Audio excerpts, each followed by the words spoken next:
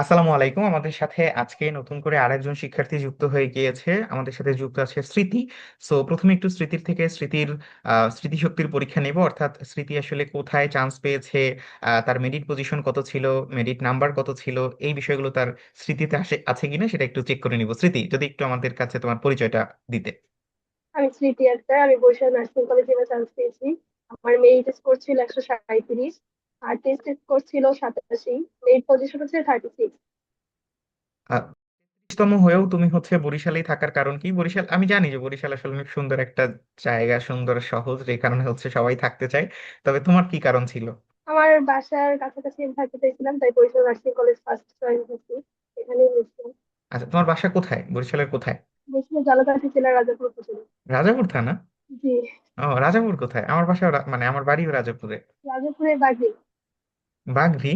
ও আচ্ছা, তাইলে তো আমি হচ্ছে ঈদের দিন তোমার বাসায় গিয়ে হচ্ছে তোমার ইন্টারভিউটা নিতে পারতাম। এত কষ্ট করে হচ্ছে তোমাকে এই জুমে কানেক্ট করার দরকার ছিল না। আগে বলবো না? আমি তো জাস্ট তোমার থেকে শুনলাম যে তুমি ঝালকাঠিতে, এরপরে আমার জিজ্ঞেস করা উচিত ছিল। যাই হোক, ঈদের দিন তোমার বাসায় আমার দাওয়াত রইলো, সমস্যা নাই।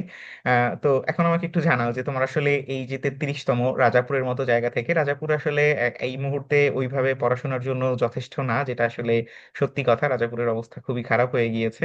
সো সেই জায়গা থেকে তুমি আসলে নার্সিং এর মতো একটা জায়গায়, নার্সিং যেহেতু একটা খুবই কম্পিটিটিভ পরীক্ষা, এখানে অন্যরা যা কিছুই মনে করুক না কেন, এটা খুবই কম্পিটিটিভ একটা পরীক্ষা। সেখানে তুমি প্রায় 19 জনের মতো মানুষকে পেছনে ফেলে তুমি একটা সিট দখল করেছো। সো এই জার্নিটা আসলে তোমার কেমন ছিল রাজাপুরের মতো জায়গা থেকে বিলং করে? প্রথমত আমি একজন সেকেন্ড টাইমার। ফার্স্ট বার আমি পরীক্ষা দেওয়ার পর চান্স পাই নাই। আমার ফার্স্ট বার টেস্ট স্কোর ছিল 61। আমি প্রথমবার অনেক আশা ছিল যে আমি চান্স পাবো, অনেক কনফিডেন্স ছিল, কিন্তু দুর্ভাগ্যক্রমে আমার চান্সটা হয় নাই। আমি অনেকটাই হতাশ হয়ে গেছিলাম। কিন্তু আমার ফ্যামিলি আমার অনেক সাপোর্ট করছে, তারা আমাকে ভরসা দিচ্ছিল যদি আবার চেষ্টা কর, এবার হয়তো চান্স পাবি।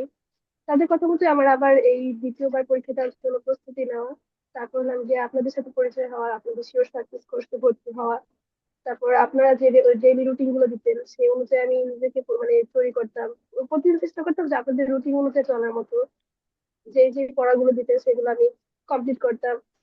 প্রতিদিন 13 ঘন্টা 14 ঘন্টা এরকম পড়ার চেষ্টা করতাম। ইনশাল্লাহ আমার এই কঠোর পরিশ্রমের জন্যই হয়তো আমার এবার চান্স হয়েছে। আমি আশা করি না যে এত ভালো রেজাল্ট আসবে। প্রথম পরীক্ষা পরীক্ষা দিয়ে আসার পর এবার প্রশ্ন দেখেই তো আরো খুশি যে প্রশ্ন এবার প্রতিবারের থেকে একটু অন্যরকমই ছিল। তারপর আপনাদের যে সলিউশন, যে আপনারা যে কোশ্চেন সলিউশন করছেন সেটার দিকে আমি মিলাইছি একদম। 87টা মিলাইছি। আমার টেস্ট স্কোরও দেখি 87টাই হয়েছে, একদম যে কয়টা মিলাইছিলাম সে কয়টাই। আর বলতে গেলে আপনারা যেরকম সাপোর্ট করছেন, আমার ফ্যামিলি আমার সাপোর্ট দিচ্ছে, আর আমিও চেষ্টা করছি। সব মিলাই আল্লাহ সহায়তায় আমি এবার চান্স পেয়েছি। যাক, আলহামদুলিল্লাহ, খুব সুন্দর আসলে তোমার জার্নিটা এক্সপ্লেইন করলে। এবং আমাকে যদি একটু বলতা যে তুমি আসলে বলা যেতে পারে যে এই যে অনলাইনে পড়াশোনার জন্য তুমি আসলে মানে চুজ কিভাবে করলে যে অনলাইনে পড়বা, এই বিষয়টা তুমি আসলে চুজ কিভাবে করলে বা কেন করলে? আমি যখন ফার্স্ট বার পরীক্ষা দিচ্ছিলাম তখনই আপনাদের সাথে ফ্রি কোর্সে একটু ঢুকতেছিলাম, কিন্তু তখন তো দুর্ভাগ্যক্রমে হয় নাই। আর এবার তো আমি শুরু থেকে চেষ্টা করছিলাম যে আপনাদের ফুল সেকেন্ড টাইম বা থার্ড টাইমের যে ফুল কোর্সটা ছিল সেখানে করতে হবে, কিন্তু মানে আর্থিক সহায়তার কারণে আমি পারি নাই। তারপর শিওর সাকসেস কোর্সে ভর্তি হলাম। আপনাদের ক্লাসগুলো আমি দেখতাম সবসময়, হয়তো কোর্সে ভর্তি না হলে আমি দেখতাম, তারপর কোর্সে ভর্তি হওয়ার পর তো সরাসরি দেখতাম যে আপনারা কিভাবে ক্লাস করান আপনাদের। তারপর যে আপনারা যে সাজেশন গুলো দিতেন, আর তামিম ভাইয়া যে আমাদের মোটিভেশন দিত, এক একটা বক্তব্য পাঠ বলতো, সেগুলোতে আর কি আপনাদের ফলো করতাম। কোর্সে হয়তো এই শিওর সাকসেস কোর্স অল্প দিনের কোর্স এতে ভর্তি হয়েছে, কিন্তু আপনাদের আমি স্কুলটা আমি প্রথম থেকে আপনাদের ফলো করতাম। আপনাদের ইউটিউবের মাধ্যমে আমি আপনাদের সম্পর্কে আগে জানতে পারি। আচ্ছা, ইউটিউবে তুমি প্রথম কার ভিডিও দেখেছিলে, কোনো ক্লাস দেখেছিলে কি? তামিম ভাইয়ের একটা ভিডিও দেখছিলাম। আচ্ছা, এটা আসলে কমন একটা উত্তর যে তামিম ভাইয়ের একটা ভিডিও দেখেছিলাম। কেন, নার্সিং সম্পর্কে সার্চ করলে সব থেকে মানে মোস্ট বলা যেতে পারে ট্রাস্টওর্দি যে ভিডিওটা, সেটা আসলে তামিম ভাইয়ের আসে। সো আমাকে একটু যদি বলতে যে তোমার পরিবার থেকে আসলে তুমি কেমন সাপোর্ট পেয়েছো, লাইক অনলাইনে তুমি ক্লাস করবে এই বিষয়টা তোমাকে আসলে কিভাবে তারা আহ, জানিয়েছিল বা একসেপ্ট করেছিল? আমার পরিবার তো আমাকে বরাবরই সবসময় সবকিছুতে সাপোর্ট করে, আমি যেটাই করতে চাই। আমি যদি বলি আমি এই কোর্সে পড়বো বা তারা আমাকে বিশ্বাস করে আর আমাকে সাপোর্টও করে। আর বিশেষ করে আমার কাকা, সে তো আমি আমার আব্বু নাই, সে আমার নিজের বাবার থেকে বেশি ভালোবাসে। আমি জানি না আমার বাবা থাকলেও আমার জন্য এত কিছু করতে কিনা। সেই মানুষটা আমার জন্য যতটা করতেছে। কার কথা বললে, কার কথা? আমার কাকা। চাচা? ও আচ্ছা, যাক। হ্যাঁ, আঙ্কেল কি মানে আঙ্কেল কেন নাই বা?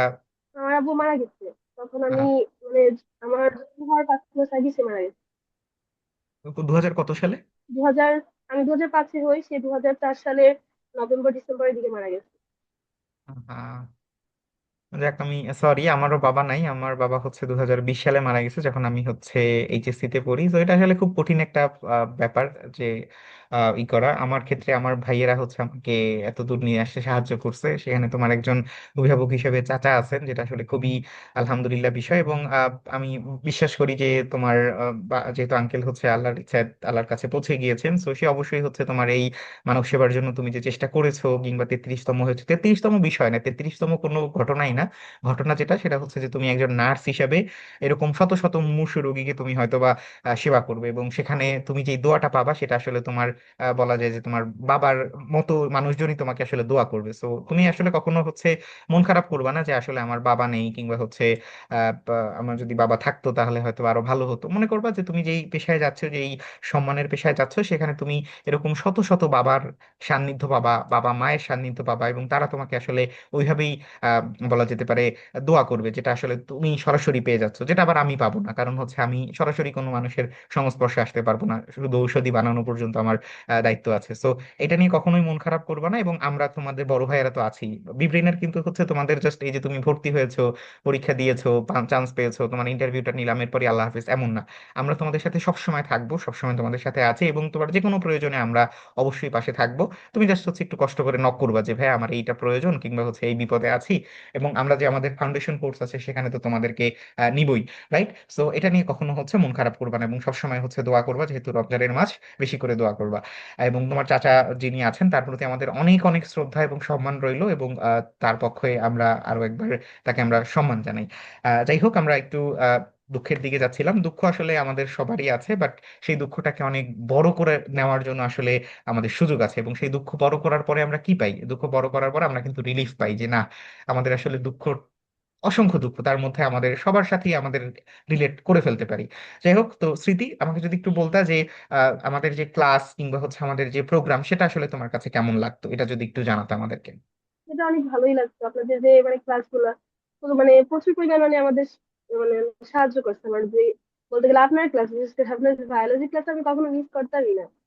আমি এগুলো করতামই, ধন্যবাদ। আর আপনার ক্লাসগুলো ভালো লাগতো। আর আমি যে বাংলা স্যারের ক্লাস, স্যারের নামটা আমার মনে পড়তেছে না, কিন্তু শিহাব স্যারের ভাইয়া, ক্লাসটা শিহাব অনেক ভাইয়া, ভালো। শিহাব ভাইয়া, বা হচ্ছে আমাদের শাহিন ভাইয়া। শিয়া ভাইয়ের ক্লাসগুলো মানে ক্লাসেই পড়া হয়ে যায়, সে যেভাবে বলে সে ক্লাসেই পড়া হয়ে যায় অর্ধেকটাই। যাক, আলহামদুলিল্লাহ। হ্যাঁ, আমাদের শিহাব ভাইয়া, আমি, কিংবা হচ্ছে তোমাদের পলাশ ভাইয়া, ফারহান ভাইয়া, আমরা সবাই এক ব্যাচ, অর্থাৎ 21 ব্যাচ। সো আমাদের আসলে তোমাদের প্রতি যে একদম কানেকশনটা অনেক রিয়েল। দেখা যাচ্ছে যে আমরা তোমাদের আসলে একদম ছোট বোনের মতো, যে কারণে হচ্ছে আমরা একদম বলা যেতে পারে আমরা নিজেরা ডিসকাশন করে তোমাদেরকে পড়াই। আমরা এটা স্পেসিফিক ভাবে কেন বললাম, কারণ হচ্ছে আমি, পলাশ ভাই কিংবা ফারহান ভাই, এটা তো তোমাদের সাধারণ বিজ্ঞান কিংবা জীববিজ্ঞান, রসায়ন, এগুলো হচ্ছে বেশি দেখি। সো এই কারণে, সো এই বিষয়টা আমরা বিভিন্নভাবে আলোচনা পর্যালোচনা করে এরপরে তোমাদেরকে আমরা ক্লাসগুলো করাই। সো আমাকে যদি একটু স্মৃতি বলতা যে তুমি আসলে আমাদের যে এক্সাম সিস্টেমটা তোমরা তোমরা পরীক্ষা দিয়েছো, সেই পরীক্ষা সিস্টেমটা তোমার কাছে কেমন লাগতো? সেটাও ঠিক, মানে মোটামুটি ভালো ছিল বলতে গেলে পুরাই। আমরা মানে পরীক্ষা দিতাম, সবার ভিতরে আমার স্কোর কত ছিল সেটা দেখতে পারতাম, যাচাই করতে পারতাম নিজের মেধা। তারপর আবার যেগুলো ভুল গেছে সেগুলো আবার সলিউশন করতে পারতাম। পুরোটাই মানে ইফেক্টিভ ছিল, আমাদের পরীক্ষার জন্য অনেকটাই মানে ভালো ছিল। যাক, হ্যাঁ, এটা আমি অন্যদের থেকে অনেক শুনেছি, তোমার থেকে আর বিস্তারিত জানতে চাইলাম না। সো আমাকে একটু যদি বলতা যে ধরো আমাদের স্মৃতি আক্তার রাজাপুর থেকে, তোমার স্কুল কোনটা? আমার স্কুল ছিল শ্রীমন্তকাছি, আর কলেজ ছিল ওই আলহাজ লালমোহন হামিদ মহিলা কলেজ, লালমোহন রাজাপুরে। হামিদ। যাক, খুব ভালো। ঠিক আছে। সো আমি প্রথমবার, আমার খুব ভালো লাগছে আসলে যে প্রথমবার আমার নিজের এলাকা থেকে একজন শিক্ষার্থী, তাও আবার 33তম, যদিও তার ঢাকা থাকার কথা ছিল, কিন্তু নিজের বাড়ির এলাকা হওয়ার কারণে সেটা বাংলার মানে আমাদের কি বলে, বরিশালী হচ্ছে, সে থেকে যাচ্ছে। খুব ভালো। সো আমার এটা খুব গর্বের একটা বিষয়, কারণ হচ্ছে তুমি নিশ্চয়ই দেখেছো যে এবছর আমি আমার শ্বশুর বাড়ি থেকে গত বছর চান্স পাইনি, এটা নিয়ে খুব ছিলাম, এবং পরবর্তীতে আমার শ্বশুর বাড়ি থেকে চান্স পেয়েছে। তো এবার তারপর মনে হলো যে আমার নিজের এলাকা থেকে তো চান্স পাইনি, তো আমার আসলে এখন চুপ করে দেওয়া উচিত। এখন মনে হচ্ছে যে না, আমি আবার একদম মানে গর্বের সহিত তোমাকে প্রমোট করতে পারবো যে না, আমার এলাকা থেকে আমার ছোট বোন চান্স পেয়েছে। সো আমাকে যদি একটু বলতে যে ইন টোটাল তোমার আসলে বিবডিনারের ইকোসিস্টেমটা কেমন লেগেছে, লাইক যে একজন শিক্ষার্থী, ধরো আমাদের স্মৃতি আক্তার, আমাদের বোন, সে হচ্ছে 33তম হতে পারেনি, ধরে নাও আর কি, আল্লাহ না করুক। সো 33তম হতে পারেনি, তার হচ্ছে বরিশালেও আসেনি, সে হচ্ছে সেকেন্ড টাইমার হয়ে গিয়েছে, থার্ড টাইমার হয়ে গিয়েছে। সো এই মুহূর্তে আসলে সে কিভাবে প্রস্তুতি নেওয়া শুরু করতো, এটা যদি একটু বলতা। বুঝতেই পারছো আমি কি বুঝাতে চেয়েছি, যে একজন শিক্ষার্থী যে থার্ড টাইমার হয়ে গিয়েছে, তার আলোকে তুমি নিজের জায়গায় কল্পনা করে তারপরে হচ্ছে একটু আমাদেরকে সেই ব্যাপারে বলবা।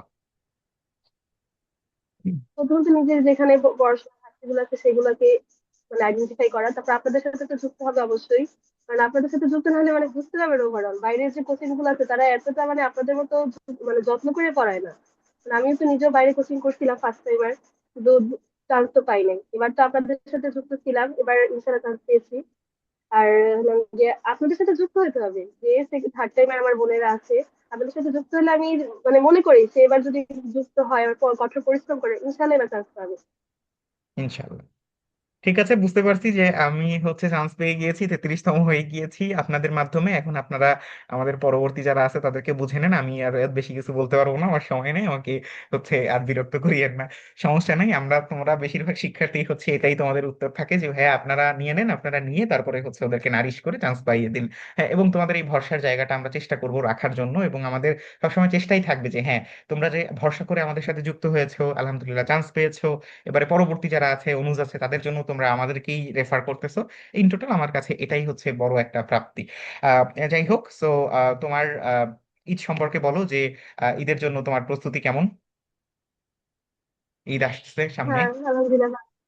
এটা কেন প্রশ্ন করলাম, কারণ আলহামদুলিল্লাহ ভালো। এবারের ঈদটা একটু ভিন্ন, কারণ হচ্ছে যে বছর আমরা চান্স পাই সে বছরের ঈদটা আসলে আহ, দেখা যাচ্ছে জামা কাপড় না হলেও চলে, নতুন জামা কাপড় না হলেও চলে, ওই যে চান্স পেয়েছি এইটার যে একটা মানে গরিমাই বলবো, সেটা আসলে ভিন্ন চান্স রকম, সেটা আসলে ভিন্ন একটা বিষয়। হ্যাঁ বলো।